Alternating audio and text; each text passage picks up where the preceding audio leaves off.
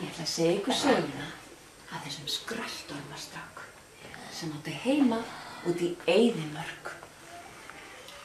En þessi skröltormastrákur, hann var alltaf að gráta.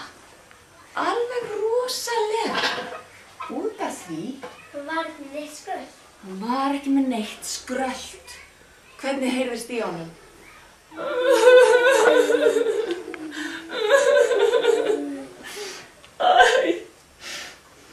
Hann spurði mömmu sína og pappa.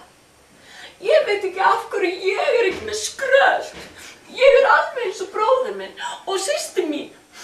Hvernig get ég verið skröldormur ef ég er ekki með neitt skröld?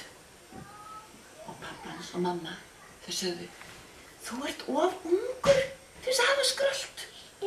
Þegar þú verður jafn gamall og bróðir þinn og systir, þá færðu skröld. Og hætti hann þá að gráta.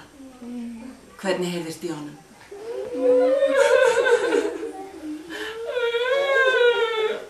Hann hélt bara áfram að gráta. Hann grét og hann grét og hann grét. Og svo hristi hann halann sinn. Ég hrista halann. Og hvað heyrðist? Ekkert. Það kom vindur. Það kom bara vindur. Já. En kom bara... Og þá grét hann ennþá hærra. Hvernig grét hann ennþá hærra? Pappans og mamma sögðu, segðu mér. Og bróðir hans og systir, þau sögðu.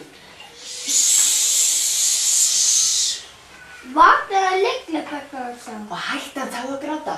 Nei. Nei, hann grét bara enn hærra. Hann grét alla daga og allar nætur. Og vesælum skröltormafólkið. Sjáu þið hvernig þið líður? Hvernig líður þið? Og aðeins þetta. Ekki vel. Og Já. veistu, út af hverju hann getur gert líka? Af hverju? Sem geta ekki sofið. Hérna einn getur við hann. Hann getur ekki hægt. Hann getur bara ekki hægt að gráta. Veistu af hverju hann getur ekki verið að sofa? Af því að hann vil svindla allir hinur með skröltin, ekki hann. Já, honum finnst það einmitt. En skröltormafólkið, það var orðið svo þreytt. Og það hugsaði, við verðum að gera eitthvað í þessu.